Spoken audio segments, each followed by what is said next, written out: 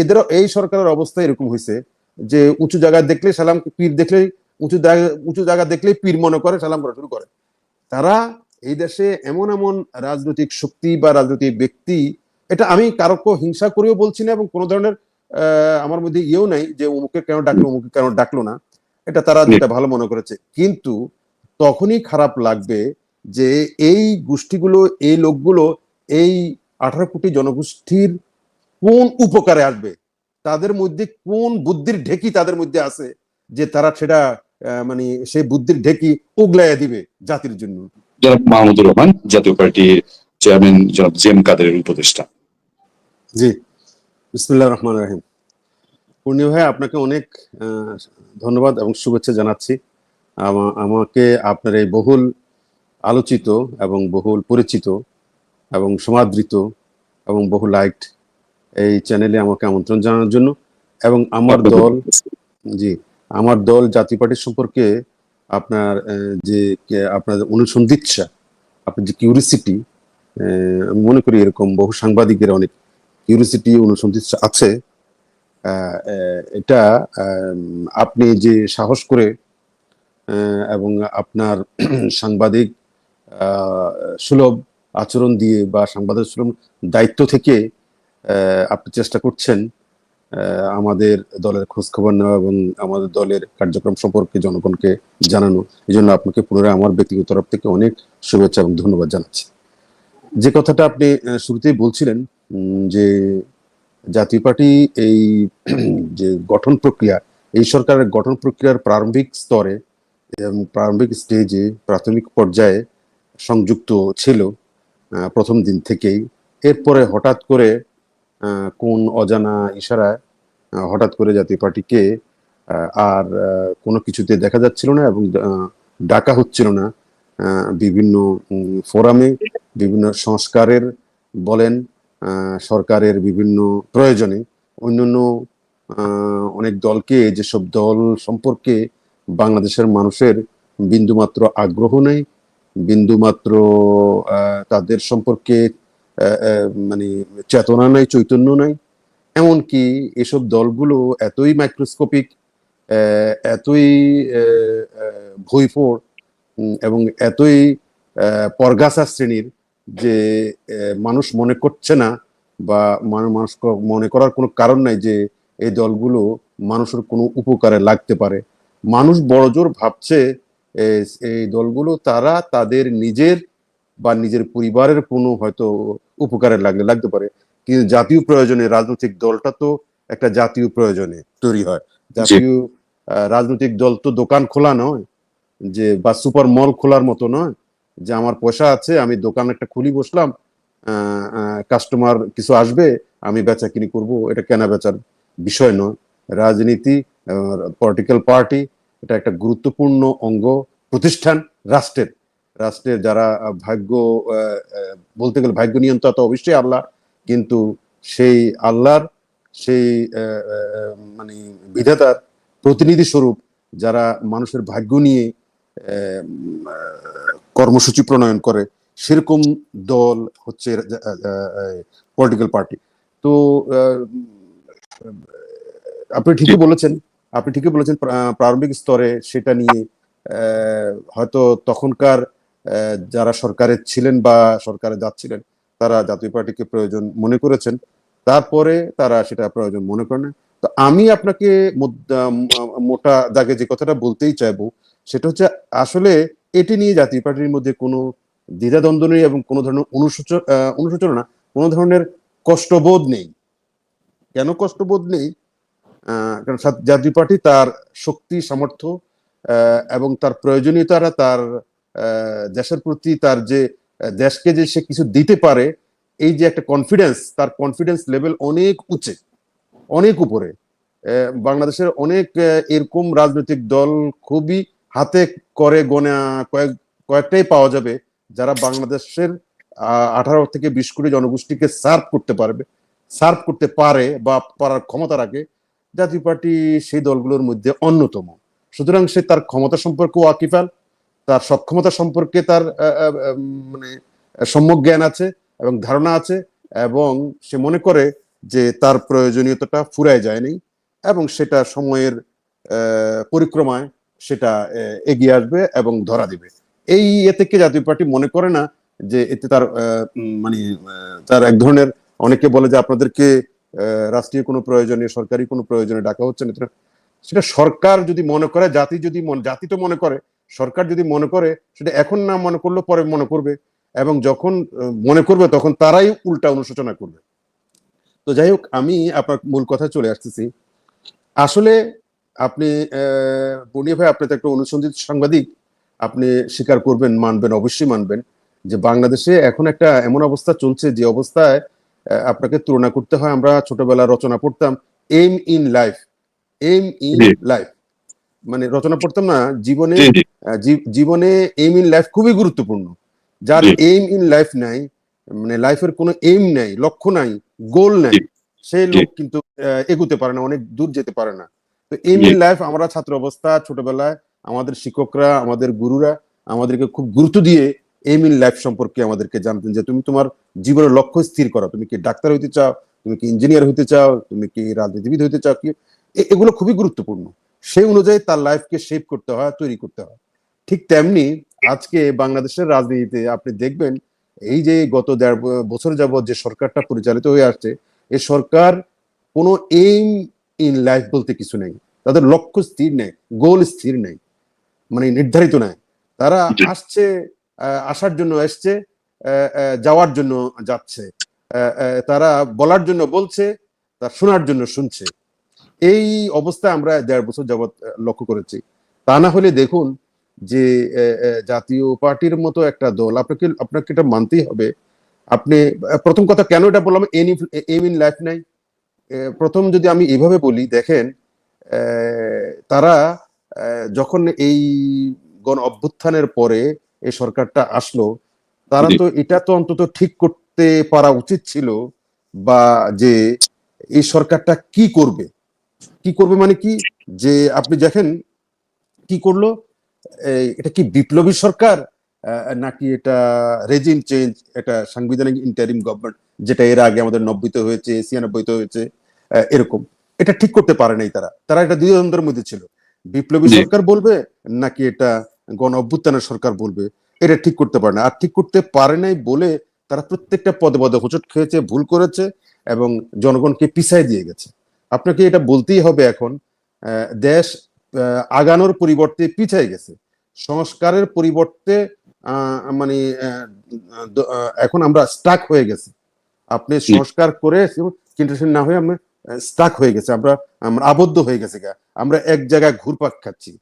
দেখেন এই যে মানে গত কয়েকদিন যাবৎ যেভাবে সংস্কারের, যে মনে হচ্ছে যে সংস্কার এবং আরেকটা কি যেন কি ঘোষণা করবে, হ্যাঁ জুলাই সনদ, সংস্কার এবং জুলাই সনদ ঘোষণা করতে আজকে ১টা বছর কাটিয়ে দিয়েছে তারা, ১টা বছর মানে সময় পার করতে হয়েছে। আচ্ছা, এখন সবচেয়ে বড় কথা কি জানেন, এই জুলাই সনদ আর এই সংস্কার, আপনি এটাকে মানতেই হবে যে আমাদের বৃহত্তর জনগোষ্ঠী এটার সুবিধা অসুবিধা বা এটার সম্পর্কে ইমিডিয়েট কোনো ধারণা তাদের কিন্তু খুব একটা নাই। মানুষের ধারণা করে এটা উপরের লেভেলের লোকদের কাজ, এটা রাষ্ট্র যারা পরিচালনা করবে, এলিট শ্রেণীর লোকদের কাজ, তারা এটা ভালো মনে করলে করবে, না করলে করবে। তো এমনিতে সাধারণ মানুষ, আমাদের রাজনৈতিক এলিট সমাজের কে নিয়ে খুব একটা ভালো ধারণা নাই। তারা মনে করে যে তারা যা সংস্কার করে এটা শুধু কেবল তাদের সুবিধা দিবে। এসব এলিটদের, রাজনৈতিক এলিট যারা আছে, রাজনৈতিক নেতা যারা আছে, সুশীল সমাজ আছে, বড় বড় লোক যারা আছে, তাদের সুবিধার জন্যই এই সংস্কারগুলো করা হচ্ছে। সংস্কারে যে সাধারণ মানুষের উপকার আসবে এই আস্থা কিন্তু আনতে পারে নাই। এটা কোন সরকার আনতে পারে, এই সরকার, এই ইন্টারিম সরকারের এটা প্রাথমিক দায়িত্ব ছিল যে এই সংস্কারের যে মেইন স্টেক হোল্ডার আমাদের জনগণ, মানে জনগণের জিনিস, এটা এটা সাধারণ মানুষের কল্যাণে এটা করা হচ্ছে, এই আস্থাটা কিন্তু সাধারণ মানুষের মধ্যে আসে না। প্রথম ফেলিওর, ব্যর্থতা, প্রথম ব্যর্থতা এটা। দ্বিতীয়, প্রথম যে বললাম সেটা হলো গোল নির্ধারণ করা, তারা ঠিক করতে পারে নাই, তারা ঠিক করতে, আজ অবধি ঠিক করতে পারে না এটা কি জাতীয় গভর্নমেন্ট, মানে তারা কিভাবে চলবে, তারা কি গণঅভ্যুত্থানের পরবর্তী রেজিম চেঞ্জ পরবর্তী আদলে চলবে, নাকি বিপ্লব পরবর্তী আদলে চলবে, এটা কোনোটাই তারা ঠিক করতে পারে না। আর ঠিক করতে পারে না বলে সব ব্যাপারে লেজে গোবরে যেহেতু উদ্দেশ্যহীন, ওই যে আমরা পড়ছি একটু উপন্যাস, গহুর আলীর পথ জানা নেই, মানে এদিক জি সেদিক সে ঘুরে, তার মানে পথ জানা নেই যেহেতু সে একবার এদিকে যায় একবার এদিকে যায়। তো যেটা বলছিলাম একটু আগে, যে তারা মানে এই সংস্কারকে সাধারণ মানুষের যে এটা স্টেক, এটা যে সাধারণ মানুষের কর্ম এবং সাধারণ মানুষের উপকারে আসবে এই সংস্কারটা, এই বোধটা সাধারণ মানুষের মধ্যে তারা সৃষ্টি করতে পারেনি। এ দ্বিতীয় ফেলিউর তাদের এটা। মানে আমি যার জন্য বুঝলাম না যে আমার জন্য কি ভালো হইতেছে এরকম। এটা আমি হ্যাঁ, এটা এটা জনগণ বুঝে না, কিন্তু বুঝতে জি পারে না। আচ্ছা, জি দ্বিতীয় কথা, যে কথাটা আমি, আপনি সম্ভবত আমার দল জাতীয় পার্টির উপরেই আলোচনাটা আপনি সীমাবদ্ধ জি রাখতে চাচ্ছেন। আমি জি এই এতক্ষণ যে ফিরিস্তি দিলাম, এটার সাথে জি এটার মিল আছে। মিলটা জি। আছে কিরকম? এই জাতীয় পার্টিকে আপনি প্রথম খুব গুরুত্ব দিলেন, তার হ্যাঁ মানে তারা তাদের চলা যে উদ্দেশ্যহীন, তারা কি করবে না করবে তারা নিজেরা জানে না, কিন্তু জি কাকে গুরুত্ব দিবে না দিবে তারা জানে না। তারা কি করলো? তারা ওই যে উঁচু জায়গা দেখলে তারা সালাম করা শুরু করছে, ঠিক আছে? এটা জানে না যে এই উঁচু জায়গা হইলেই তো পীরের দরগা না। এটা ওই যে আচ্ছা পীরের দরগা সাধারণত উঁচু জায়গায় থাকে, একটু মানুষ ওখানে যায় একটু সালাম টালাম করে।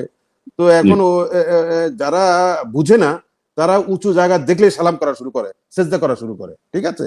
তো জি। এখন যাদের কোনো তো জনভিত্তি জাতীয় নাই, পার্টি এখন তাহলে কি করবে? জাতীয় পার্টি কবে কি করবে? আবার কি জাতীয় পার্টিকে আগের মহিমা কিছুটা হলেও দেখা যাবে কিনা?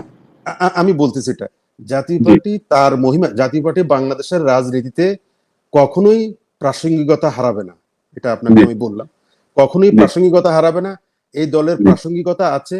এই দল অনেক ভ্যাকুয়াম ফুলফিল করতে পারে, কারণ বাংলাদেশে এখনো বাইপোলার পলিটিক্স আপনাকে মানতেই হবে। এখানে বাইপোলার পলিটিক্স, আওয়ামী লীগ এবং বিএনপি, আপনি যতই আওয়ামী লীগকে কর্নার করেন না কেন, মূলত জি আপনি আওয়ামী লীগের কর্নার করতে পারবেন না। হয়তো একটা সেশন পারবেন, এরপরে আর পারবেন না। তো না পারলে আর আপনার প্রচুর সমূহ ব্যর্থতা আপনার আছে। জি আপনি আওয়ামী লীগ যেভাবে দেশ চালাইছে বা দেশ চালাইতে চাইছে, যে পলিসি অবলম্বন করছে, সেমটাও আপনিও নিচ্ছেন। তার মানে আপনি তার চাইতে বেটার কিছু আবিষ্কার করতে পারেননি। আপনি জি তার চাইতে মানে উন্নত মানের কিছু এখন পর্যন্ত পয়দা করতে পারেন নাই। জি তারই পয়দা করা জিনিস বা জাতীয় পার্টির পয়দা করা জিনিসকে নিয়েই আপনাকে চলতে হবে। আপনি দেখবেন নাথিং নিউ। আচ্ছা, জি তাইলে কি হলো? তাইলে আপনি যেটা বলছেন, এই জাতীয় পার্টি তার আগের ফর্মে সে ফিরে আসার সমূহ সম্ভাবনা রয়েছে। এই জন্য রয়েছে, আমি আপনাকে যদি এইভাবে বলি, এই জন্য রয়েছে, কারণ এই যে সংস্কারগুলোর প্রয়োজনীয়তাটা, যে সংস্কারগুলো এই সরকার আহ, আনার জন্য আজকে 1 বছর যাবৎ চেষ্টা তদবির করছেন, জি এই সংস্কারগুলোর প্যাকেজ এবং অনেকগুলো শুরু জাতীয় পার্টির আমলে শুরু হয়ে গেছে। আপনি দেখবেন তো, একটু যুগান্তকারী কিছু সংস্কারের কথা যদি আপনাকে আমি বলতেই হবে, এটা এর আগে হয়তো বলেছি, যদি রিপিট হয় আমাকে মাফ করে দিবেন, একটু বলি, একটা মিনিট, জি জি এক মিনিটে নাহলে রিলেভেন্ট হবে। জি আপনি সরকার সংস্কারের প্রয়োজনীয়তাটা বাংলাদেশের সাধারণ মানুষ অনুভব করে, এটা সত্য, কিন্তু আমাদের এলিট শ্রেণী, রাজনৈতিক এলিট শ্রেণী সেটা অনুভব করে না। আপনাকে এটা মৌলিক বিষয় জানতে হবে। সাধারণ মানুষ মনে করে যে আমরা নতুন কিছু চাই, নতুন ব্লাড চাই, নতুন রক্ত চাই, মানে আমরা সামনে এগিয়ে যেতে চাই। কিন্তু আমাদেরকে যারা লিড দেয়, রাজনৈতিক এলিট শ্রেণী বা রাজনীতিতে যারা পরিচালনা করে, তাদের মধ্যে এই বোধটা কম। তারা হলো অনেকটা ট্রেডিশনাল মানুষ, কিন্তু প্রগ্রেসিভ। আমাদের সাধারণ মানুষ অনেক প্রগ্রেসিভ, কিন্তু আমাদের পলিটিক্যাল এলিটরা অনেকটা ট্রেডিশনাল। এই ট্রেডিশনাল রাজনীতি আমরা, আমাদের দল জাতীয় পার্টি সেই 90-এর দশকেই শুরু করেছে। জাতীয় পার্টির যিনি নেতা ছিলেন, পল্লীবন্ধু হোসেন মোহাম্মদ এরশাদ, উনি আপনি চিন্তা করেন তো, যে আজকে শুধু একটা কি বলে প্রেসিডেন্টের মেয়াদ 5 বছর হবে কি 10 বছর হবে, এইটা আলোচনা করতে ঘরমাক্ত হয়ে গেছে সবাই। আর তারপরে আরো অনেক এমন ক্ষুদ্র ক্ষুদ্র মানে সংস্কারের প্রস্তাবনা এসে রাজনৈতিক দলগুলো রীতিমতো হইচই বাধা দিছে, এবং রীতিমতো তাদের মধ্যে ডিবেট এবং বিতর্ক, এবং মনে হচ্ছে যে বিশাল কর্মযজ্ঞ, যেগুলো একটা এক্সিকিউটিভ অর্ডারে হয়ে যেতে পারে। যে কোনো রাজনৈতিক শক্তির যদি ক্ষমতা থাকে, তাদের একটা মানে এক্সিকিউটিভ অর্ডারে এবং মোটামুটি জনগণের একটা জন ঐক্যমত থাকলে, জন ঐক্যমত বোঝার অনেক মাধ্যম আছে, মানে পত্রপত্রিকা আছে, পলিটিক্যাল পার্টি আছে, সাধারণ মানুষের বক্তব্য আছে, সব মিলিয়েই একটা জনমত। সেই জনমতের ভিত্তিতে একটা এক্সিকিউটিভ অর্ডারে অনেক আপনার মানে সংস্কার করে যেতে পারে। এরকম বহু সংস্কার করার জন্য, এই ছোটখাটো অনেক সংস্কার করার জন্য আমরা এই বর্তমান গভর্নমেন্টকে দেখলাম এরকম বহুল রাষ্ট্রের কোষাগার থেকে অর্থ খরচ করে এবং মূল্যবান সময় নষ্ট করে আমাদের জাতিকে উদ্ধার করার জন্য যেভাবে আপনারা লম্পঝম্প করছে, মনে হচ্ছে যেন একটা রীতিমতো মল্লযুদ্ধ করা হচ্ছে এই সংস্কার নিয়ে। অথচ এই জাতীয় এতে আরো ঢের ঢের শক্তিশালী সংস্কার পল্লীবন্ধু হোসেন মোহাম্মদ এরশাদ এক লহমায় উনি শুরু করে দিয়েছেন। তার মধ্যে একটা যদি আপনাকে আমি ধরি, যে বাংলাদেশে মাত্র 7টা জেলা ছিল, তাই না? এই 7টা জেলাকে উনি রাতারাতি একদিনের অর্ডারে 64টা জেলা ঘোষণা করে ফেলছেন। শুধু ঘোষণা করে শেষ না, 64টা জেলা পরের দিন থেকে অবকাঠামো তৈরি শুরু হয়ে গেছে, পরের দিন থেকে অফিস শুরু হয়ে গেছে। 21টা থেকে নাকি 21টা থেকে, রাইট, 21টা থেকে 64টা জেলা উনি তৈরি করে ফেলছেন এবং শুধু ঘোষণা দিয়ে ক্ষান্ত হন নাই, অবকাঠামো শুরু হয়ে গেছে এবং পরের দিন থেকে কার্যক্রম শুরু হয়ে গেছে, ডিসি নিয়োগ হয়ে গেছে। আপনাকে এটা কি মনে করেন? এই বিষয়গুলো মধ্যে আমি ধরেন যে বিশেষ করে উপজেলা সিস্টেমটা, এটা তো সারা বাংলাদেশে কার নতুন প্রাণ আছে, ঠিক আছে। এখন আমরা এখন বুঝতে চাই যে জাতীয় পার্টি যে সবাই একটা চাপে পড়ছে। হ্যাঁ, চাপে পড়ছে। তো আমরা কেন চুপচাপ আছি? আমরা এক ধরনের চুপচাপে বলতে হবে, সেটা আমরা মনে করি যে আমাদেরকে লাগবে, আমাদেরকে প্রয়োজন হবে, জাতি আমাদের প্রয়োজন হবে, যেহেতু আমাদের অতীত খুবই স্বর্ণোজ্জ্বল, আমাদের অতীত অনেক গৌরবের, আমাদের অতীত কোনো কথামালার অতীত নয়। মানে কি এরকম যে যদি জাতীয় পার্টি ইলেকশনে না যায় এটা একটা প্রশ্ন উঠবে, বা ইলেকশন করার জন্য শক্তিশালী হওয়ার জন্য বিএনপি জাতীয় পার্টিকে লাগতে পারে, এনসিপি লাগতে পারে। জি, দুটা জিনিস বলতেছি। প্রথম কথা হচ্ছে যে আমরা একটা অভিজ্ঞতা সম্পন্ন এবং স্কিলড রাজনৈতিক দল এবং আমাদের নেতা এরকম অভিজ্ঞতা সম্পন্ন রাজনৈতিক নেতা আছে। এটার জন্য আমরা মনে করি জাতিকে আমাদের প্রয়োজন হবে, এক। সেকেন্ড থিং হচ্ছে আমরা মনে করি যে আমাদের যে ঐতিহ্য আছে, লিগাসি আছে, যে কর্মসূচি নিয়ে আমরা জনগণের কাছে গেছি এবং পরীক্ষা দিছি, আমরা পরীক্ষায় পাশ করছি, আমরা দেখাইছি যে জাতীয় পার্টি কি কি করতে পারে, অতীত করেছে, দেখাইছে। সেই জাতীয় পার্টি এখনো বিরাজমান, এখনো ক্রিয়াশীল এবং এখনো সারা বাংলাদেশে দৌড়ে বেড়াচ্ছে। সুতরাং আমরা আগামী দিনেও পারবো। এটার কারণেই আমরা মনে করি যে আমাদের প্রয়োজন ফুরায় যায় নাই, জাতি আমাদেরকে খুঁজে নিবে। এবং যদি এটা শাসক শ্রেণী, বিশেষ করে পলিটিক্যাল এলিটরা সেটা করতে ব্যর্থ হয়, তাহলে জাতি আপনার এক ধরনের মেধা শূন্যতায় ভুগবে, অভিজ্ঞতা শূন্যতায় ভুগবে এবং রাজনীতি যে একটা ছেলে খেলা নয়, রাজনীতি যে মানুষের ভাগ্য গড়ার একটা প্রতিষ্ঠান, সেটা ব্যাহত হবে। এবং ইতিমধ্যে তো আমরা সেটা লক্ষ্য করেছি।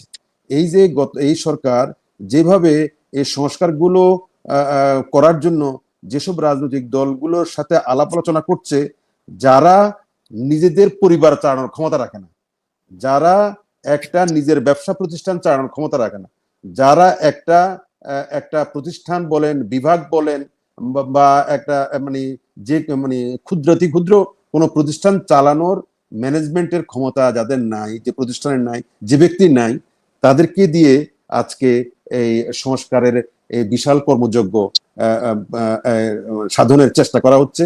এর মধ্যে আমরা আপনাদের কাছে তাহলে কোনো স্পষ্ট ইঙ্গিত পাচ্ছি না যে আপনারা কোনো রাজনৈতিক কর্মসূচি থাকবে কিনা, মানে আপনারা কি ভয় পেয়েছেন, মানে রাজনীতি নাকি এইভাবেই চুপচাপ থাকবে?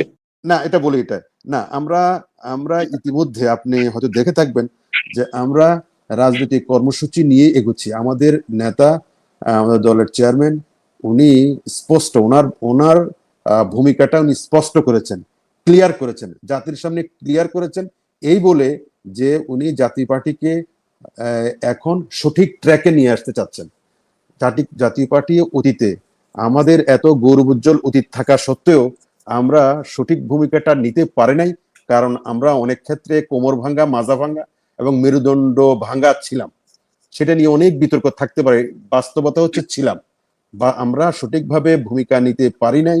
এককভাবে নিতে পারে নাই।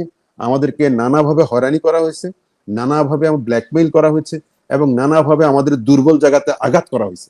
এতে করে জাতীয় পার্টি দল হিসেবে যে মানুষের কথা বলা, মানুষের পক্ষে ভূমিকা নেওয়া, জাতির পক্ষে ভূমিকা নেওয়া, যথার্থ ভূমিকা নেওয়া অনেক ক্ষেত্রে ব্যাহত হয়েছে এবং নিতে পারে নাই এককভাবে, স্বাধীনভাবে এবং ইন্ডিপেন্ডেন্টলি। সে সুযোগটা এখন আসছে। জিএম কাদের উনি আমাদের চেয়ারম্যান এবং ওনার প্রতি জাতীয় পার্টির, বিশেষ করে জাতীয় পার্টির যারা লাইফ লাইন যে তৃণমূলের সর্বস্তরের নেতাকর্মী ওনার প্রতি অনুগত এবং উনি একটা শুদ্ধি অভিযান শুরু করেছেন। আপনি ইতিমধ্যে লক্ষ্য করেছেন শুদ্ধি অভিযান। এই জাতীয় পার্টি এই শুদ্ধি অভিযানটা অনেক আগেই করা উচিত ছিল, এটা অনেকেই মনে করেন এবং আমরাও মনে করি যে গত নির্বাচনের আগেই। মোহন ভাই, আমি একটু সরি ইন্টারফেয়ার করি। সেটা হচ্ছে যে আমরা প্রায় শেষ পর্যায়ে, আমরা 24 মিনিট আলোচনা করলাম, সাধারণত আমরা আধা ঘন্টার মধ্যে শেষ করি। আমি আবারও একটু রিপিট করবো কাইন্ডলি, যে জাতীয় পার্টিকে আমরা প্র্যাকটিক্যালি এর মধ্যে কি আর মাঠে দেখবো কিনা এই সরকারের এই যে আচরণ তার প্রতি, এটার মধ্যে দিয়ে 1 নম্বর। 2 নম্বর হলো, আপনি দেখবেন আগামী ইলেকশনের কথা আসলেই মোটামুটি একটা যেটা পাবলিক পারসেপশন যে বিএনপি ক্ষমতায় যাচ্ছে, তো দ্বিতীয় স্থান নির্ধারণী ম্যাচ এই টাইপের একটা ঘটনা দেখা যায়। যে এটা কি দ্বিতীয় স্থানটা রিফাইন্ড আওয়ামী লীগ হোক, যে হোক তাদের, নাকি এনসিপি, নাকি জামাত ইসলামী, সেই দ্বিতীয় স্থান নির্ধারণী ম্যাচে জাতীয় পার্টি অংশ নেবে কিনা, এখনকার মতো পরিবেশ থাকলে জাতীয় পার্টি এই নির্বাচনে যাবে কিনা, যদি হয় নির্বাচন, এই দুইটা বিষয় দিয়ে আমরা শেষ করতে চাইছি। জাতীয় পার্টি আদতে ফিল্ডে কিছু করবে কিনা, কোনো কর্মসূচি নিয়ে জাতীয় পার্টিকে দেখা যাবে কিনা। আমি আপনাকে বলি পুনিয়া ভাই, আমি আপনাকে বলি, আমি ভূমিকাটা দিছি এই কারণে যে এই লক্ষ্যেই, যেহেতু আগামী দিনে জাতীয় পার্টি মাঠে ময়দানে জনগণের পক্ষে, নির্বাচনের পক্ষে, সংস্কারের পক্ষে কার্যকর ভূমিকা নিবে, সেই জন্য তার রিফাইন্ড বলেন, তার যে রাজনীতিকে পরিষ্কার করা বলেন, তার যে দলের যে একটা শুদ্ধি অভিযান বলেন, এইটার প্রয়োজন ছিল। সেই প্রয়োজনটা এটা অ্যাড্রেস করতে পেরেছে আমাদের চেয়ারম্যান। তিনি এই শুদ্ধি অভিযান শুরু করে সেটা সমাপ্ত করেছেন, আরো হয়তো থাকবে। এখন উনি সাংগঠনিক ভাবে, আপনি জানেন আমাদের মহাসচিব নিয়োগ দেওয়া হয়েছে, অত্যন্ত জনপ্রিয় একজন মহাসচিব, অত্যন্ত ভোকাল এবং অত্যন্ত ইয়াং, এনার্জেটিক এবং আগামী দিনের জন্য উপযোগী। আগামী দিনে বাংলাদেশের রাজনীতি যেভাবে কামনা করে মানুষ, যেভাবে রাজনীতি চায় এবং জাতীয় পার্টির রাজনীতি কিভাবে আগামী দিনে এগিয়ে যাবে, আমরা তো মনে করি স্বামীবাদের পাটোয়ারি মহাসচিব হওয়ার পরে দলের মধ্যে সেই চাঞ্চল্য ভাব নিশ্চয়ই তৈরি হয়েছে, সেই উদ্দীপনা তৈরি হয়েছে এবং সারা বাংলাদেশ নিয়ে একটা আশার আলো দেখছে, বিশেষ করে সাংগঠনিক পর্যায়ে।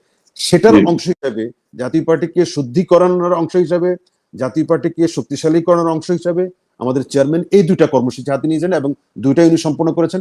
আগামী দিনে রাষ্ট্রীয় যে কোনো প্রয়োজনে অনেক ইস্যু সামনে আসবে, নির্বাচনকে কেন্দ্র করে ইস্যু আসবে সামনে। যদি নির্বাচন সত্যি হয় তাহলে জাতীয় পার্টিকে লাগবে, এই জাতির লাগবে এবং নির্বাচন করতে হলে লাগবে। কারণ এরা তো যেই অভিযোগে আওয়ামী লীগকে অভিযুক্ত করেছে যে দলবিহীন নির্বাচন, একতরফা নির্বাচন তো করতে পারবে না। আর একতরফা নির্বাচন না করার জন্য দেশ এবং বিদেশে ব্যাপক চাপ আছে। সেই ক্ষেত্রে আওয়ামী লীগ বাদ দিলেন আপনি, না হয় ঠিক আছে আওয়ামী লীগকে, সেই ক্ষেত্রে জাতীয় পার্টিকে যদি কর্নার করা হয়, আওয়ামী লীগ নিষিদ্ধ বিষয়টা জাতীয় পার্টি কিভাবে দেখে?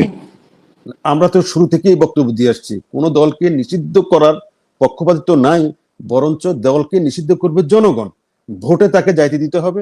90 সালে মনে আছে আপনার, আমাদেরকে যখন বলা হইতো যে একটা দুইটা জাতীয় পার্টি ধরো সকাল বিকাল নাস্তা করো, তখনও আমরা নির্বাচনে অংশগ্রহণ করেছি এবং নির্বাচনে অংশগ্রহণ করে আমরা 35টি আসনে নির্বাচিত হয়েছি এবং 100টি আসনে আমরা হাড্ডাহাড্ডি লড়াই হয়েছে আমাদের, ঠিক আছে। ঠিক আছে, আমি মনে করি দেখেন, সরকার পরিচালনা করা, নির্বাচন করা, সরকার ফালাই দেওয়া, এগুলো সব আলাদা আলাদা জিনিস। সরকার ফালাই দেওয়া যায় নানা কারণে, ক্ষোভের কারণে, যে কারণে সরকার ফালাই দেওয়া যায়, কিন্তু সরকার পরিচালনা করা অনেক কঠিন কাজ, আর নির্বাচন আরো কঠিন কাজ।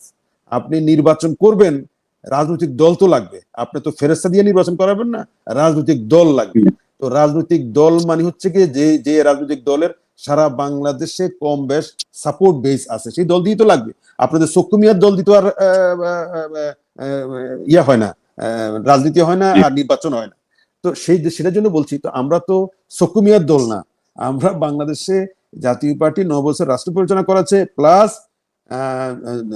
মানে দুইবার বিরোধী দলে থেকে বিরোধী দলের ভূমিকা নিয়েছে, একটা পরিপক্ক, একটা স্কিল্ড এবং একটা আপনার মানে গণমুখী রাজনৈতিক দল হিসেবে ইতিমধ্যে প্রতিষ্ঠিত হয়েছে। সেই রাজনৈতিক দল আগামী নির্বাচনে কি ভূমিকা নিবে অবস্থা বুঝে আপনাকে এটা মানতে হবে। যে কোনো পোলারাইজেশন হইতে পারে। আপনি আপনি অনেকে শোনা যে কথাটা আপনি ইঙ্গিত দিতে চাইছিলেন যে আগামী নির্বাচনে যদি আওয়ামী লীগকে ভোট করতে আপনি না দেন, হ্যাঁ, ভোট করতে যদি আপনি না দেন বা তাকে যদি সীমিত আকারে ভোট করতে দেন বা কি, আমরা কিন্তু এখন এগুলো কিছু জানি না, কথা বুঝছেন? আমরা যেহেতু কিছু জানি না, তো জাতীয় পার্টিকে আবার নিষিদ্ধ করে এই রিস্ক এই সরকার নিবে কিনা বা তাদের নেওয়া উচিত হবে কিনা, এটা আমার মনে হয় না যে তারা এই রিস্ক নিবে।